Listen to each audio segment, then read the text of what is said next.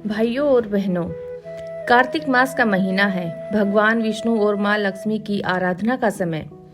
दीपों की रोशनी, खुशियों की आभा और श्रद्धा का सागर हर घर में उमड़ पड़ता है। इसी पवित्र मास की त्रयोदशी तिथि को आता है धनतेरस, जिसे धन त्रयोदशी भी कहा जाता है। यह वह दिन है जब घर घर दीप जलाए जाते हैं, लक्ष्मी माता और कुबेर देव की आराधना होती है और भगवान धन्वंतरी का जन्मोत्सव मनाया जाता है। कहते हैं जिस घर में धनतेरस की रात्रि को दीप जलता है वहां अकाल मृत्यु नहीं आती और लक्ष्मी सदा उस घर में निवास करती है।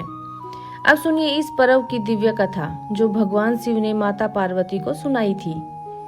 एक दिन माता पार्वती जी ने भगवान शिव से विनम्र होकर कहा, प्रभु बताइए ऐसा कौन सा उपाय है जिससे कोई स्त्री अपने पति की अकाल मृत्यु से रक्षा कर सके, जिसे सुहाग अमर रहे और परिवार में सुख समृद्धि बनी रहे। भगवान शिव मंद मुस्कुराए और बोले, देवी तुमने बहुत पवित्र प्रश्न किया है। आज मैं तुम्हें वह कथा सुनाता हूँ जिसे सुनने से मृत्यु भी टल जाती है। यह कथा है राजा हेम और उसकी रानी की। बहुत समय पहले एक हेम नामक राजा था, धर्मात्मा, न्याय प्रिय और प्रजा वत्सल। उसकी रानी भी अत्यंत सती, साध्वी और पतिव्रता थी। लंबे समय तक उन्हें संतान नहीं हुई। दोनों ने अनेक व्रत किए, यज्ञ किए, तप किया। आखिरकार भगवान विष्णु की कृपा से उन्हें एक सुंदर पुत्र प्राप्त हुआ। लेकिन जब उस बालक का जन्म हुआ तभी आकाशवाणी हुई, हे राजा हेम, यह बालक 16वें वर्ष में सांप के काटने से मृत्यु को प्राप्त होगा।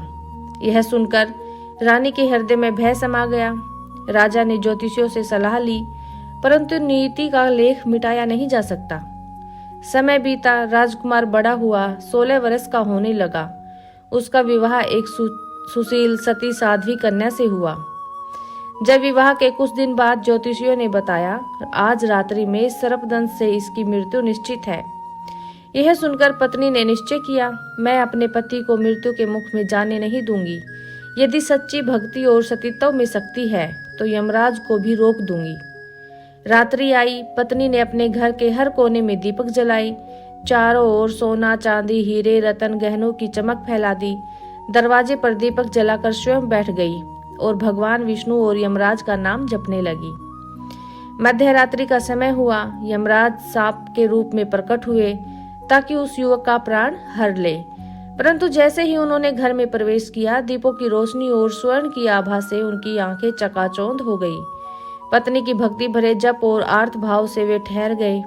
उन्होंने देखा वह युवती दरवाजे पर बैठी है, हाथ जोड़कर ईश्वर का नाम ले रही है, आंखों में आंसू लेकिन चेहरा अडिग। यमराज ने सोचा, ऐसी भक्ति के आगे मृत्यु भी झुकनी चाहिए। उन्होंने उस युवक के प्राण नहीं लिए और बिना कुछ बोले वहां से लौट गए। अगले दिन चित्रगुप्त ने पूछा, प्रभु क्या आपने राजा हेम के पुत्र का जीवन ले लिया? यमराज बोले, नहीं चित्रगुप्त, मैं उस बालक को नहीं ले सका।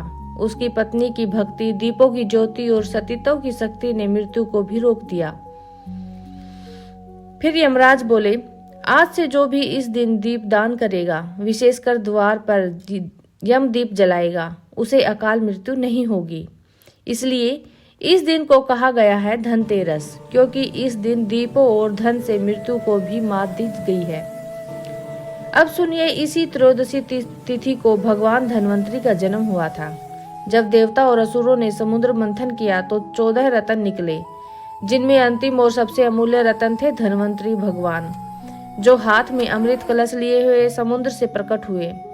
उनके दर्शन मात्र से रोग मिट जाते हैं, इसलिए इस दिन आरोग्य देव धन्वंतरी की पूजा की जाती है। धन्वंतरी भगवान विष्णु का अवतार है जो समस्त रोगों को नष्ट करते हैं। इस दिन आरोग्य की कामना करना है और ओम धन्वंतराय नमः का जाप कर अत्यंत शुभ माना गया है।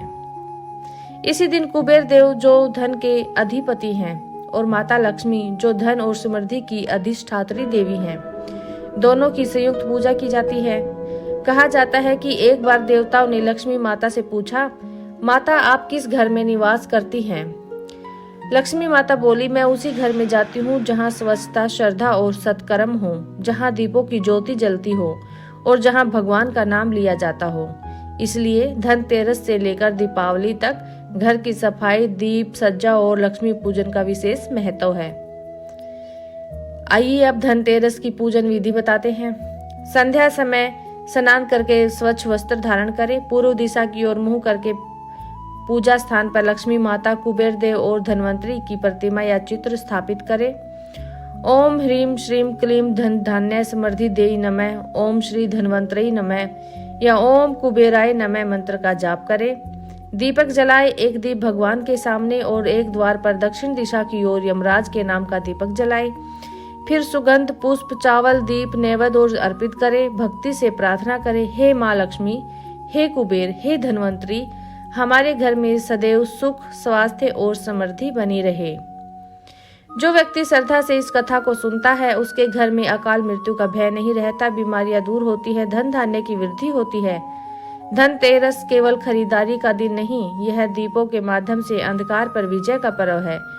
तो भाइयों और बहनों, इस धनतेरस पर आप भी दीप जलाइए, माँ लक्ष्मी का नाम लीजिए और अपने घर में भक्ति, प्रेम और प्रकाश फैलाइए।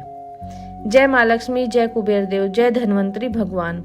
आप सबके जीवन में धन, आरोग्य और सुख की वर्षा हो। धनतेरस की हार्दिक शुभकामनाएं। अगर यह वीडियो आपको अच्छी लगी तो वीडियो को लाइक, चैनल को सब्सक्राइब करना न भूलें। जय माता दी।